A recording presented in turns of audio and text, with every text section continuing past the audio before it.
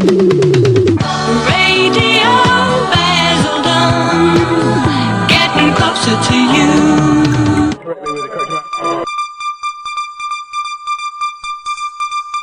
Radio has been around longer than most of us can remember. In fact, it was in Essex where broadcasting first began. Marconi built his factory in Chelmsford, and his first experimental broadcast began in 1920, just after the First World War. 2 years later, the British Broadcasting Company was formed, and broadcasting continued. And in 1926, the BBC, as we know it now, began educational and entertaining programmes. Nothing changed over the years until a few years before the Second World War, when commercial stations such as Radio Normandy, Radio Luxembourg broadcast in English to the United Kingdom. They stopped broadcasting when war started in 1939, as former DJ Bob Stewart explains. In January 1933, a keen radio fan searching along the radio dial picked up a new station, Radio Luxembourg, on the air with experimental broadcast. Weeks later, the station was ready to begin commercial broadcasting, and airtime was soon available in the French, German and Luxembourgish languages. Soon, programs in English could be heard from the new station. Hi, this is Bob Stewart. These were tremendously important days for commercial radio. A whole new way of life was emerging for radio listeners in the United Kingdom. Radio Luxembourg was broadcasting all day Sundays with easy listening music programs. In September 1939, the Luxembourg government took over the station, and for a period of about 2 weeks, they broadcast special news bulletins. But before the end of September, Radio Luxembourg was silent. Luxembourg commenced broadcasting again after the war with household names of the day such as David Jacobs and Brian Matthew. Sir Jimmy Savile and the Emperor Roscoe all began their careers with Luxembourg. Radio Basildon's Gary Zeep was on the station too. Radio Luxembourg, leading the way from the Grand Duchy. This is the Emperor Roscoe from Los Angeles, California, sitting in the hot seat till midnight. Luxembourg was in competition with the BBC, but the quality of reception was poor in the Basildon area, as the transmitters broadcast on medium wave over very long distances and were only broadcast in the evenings. But they did offer an alternative to sometimes bland BBC programmes. Radio Luxembourg spells colour. Luxembourg on 208 made its final broadcast in 1992, unable to compete with local commercial radio, which was well established in the UK. For all that's worthwhile, your radio dial is on Radio Luxembourg. Off the Essex coast in 1964, there began broadcasting pirate ships moored in international waters and unused war defence towers constructed in the North Sea. So began Radio Caroline, Radio London, RNI and many others. These stations broadcast the sounds of the 60s and 70s and were very much styled on American radio, with American jingles never heard before in the UK and commercials advertising washing up powder to chocolate bars. It was legal as the boats were in international waters. But the government put a stop to their broadcast in 1967 when they brought in the Marine Offences Act. The pressure was on and most closed down, but Caroline struggled on and kept broadcasting, and to this day is broadcast on the internet and Sky channels.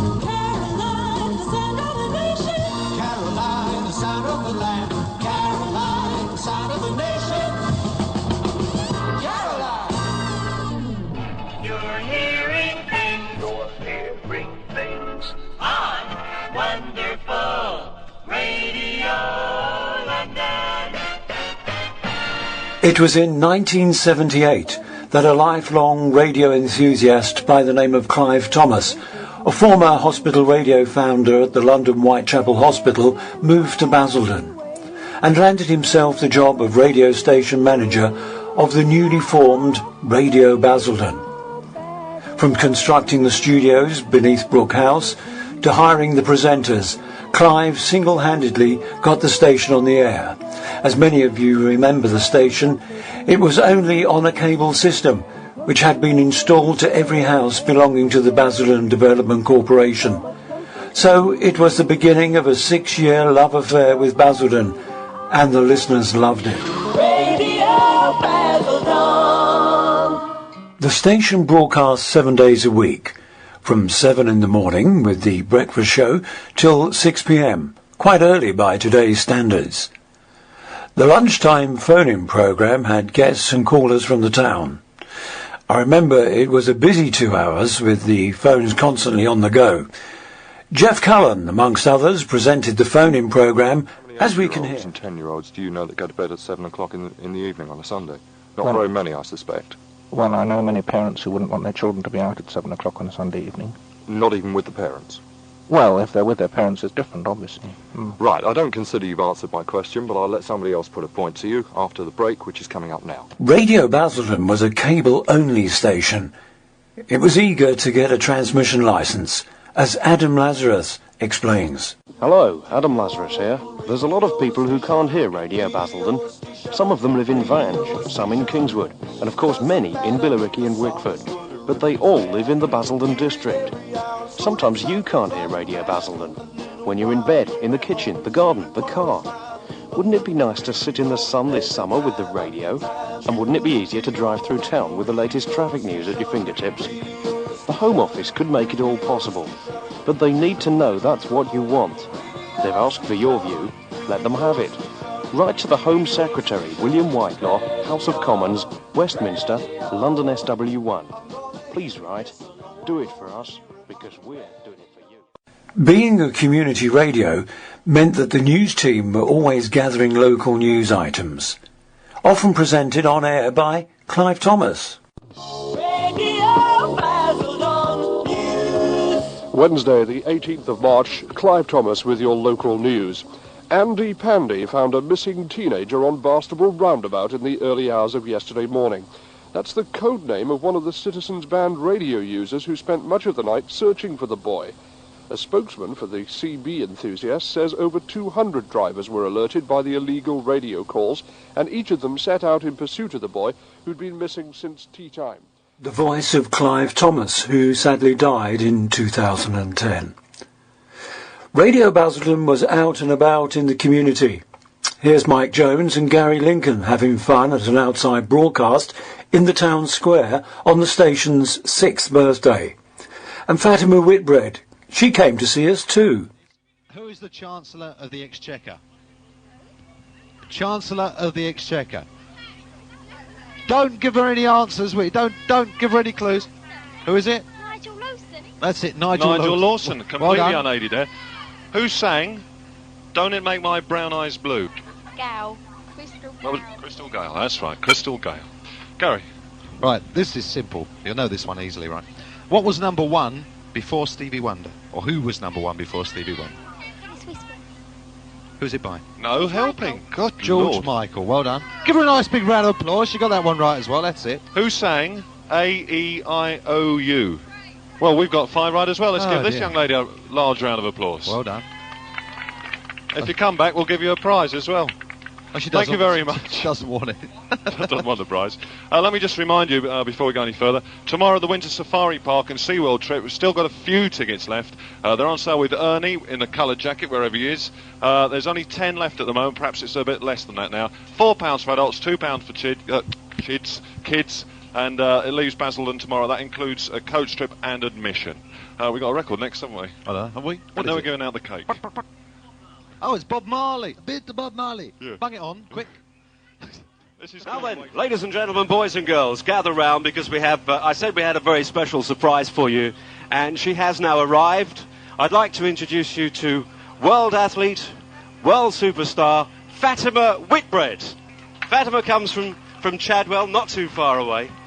Fatima, tell us about the Olympics. Of course, that's been your main forte for this year. Did you enjoy it? Yeah, the Olympics was a great experience for me, and Britain did very well to win the gold and the bronze in the javelin, which is go down in the history books. You got the bronze. Did you expect perhaps that you may have got gold?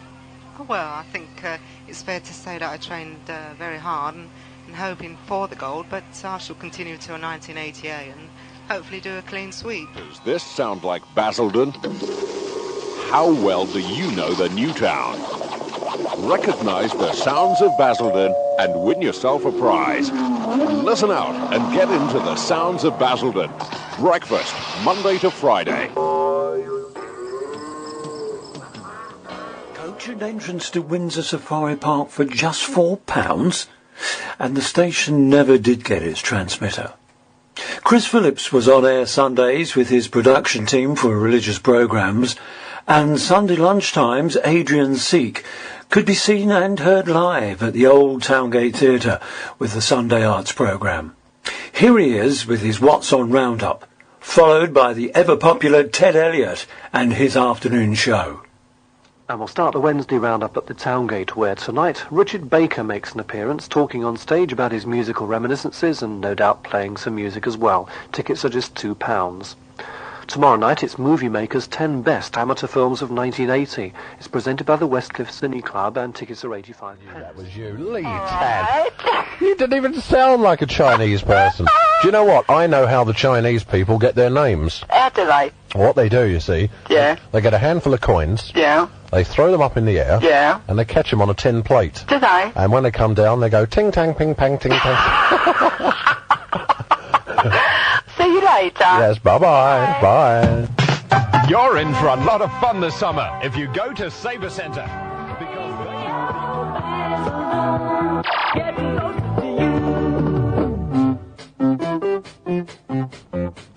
Closer and closer and closer and closer.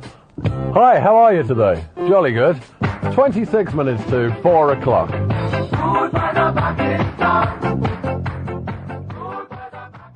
But not all news was good news in the town.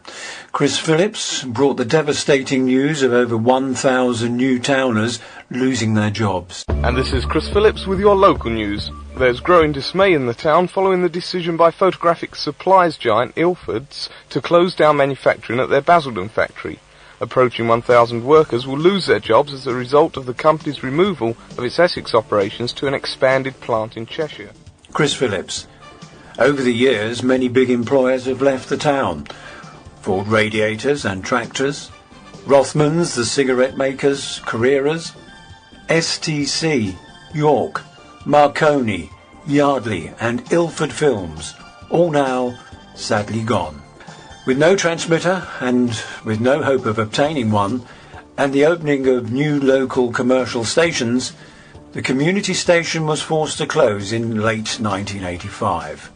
Remembered by many, and it would be nearly 25 years before Basildon truly had its own local community radio station again. Gateway 97.8.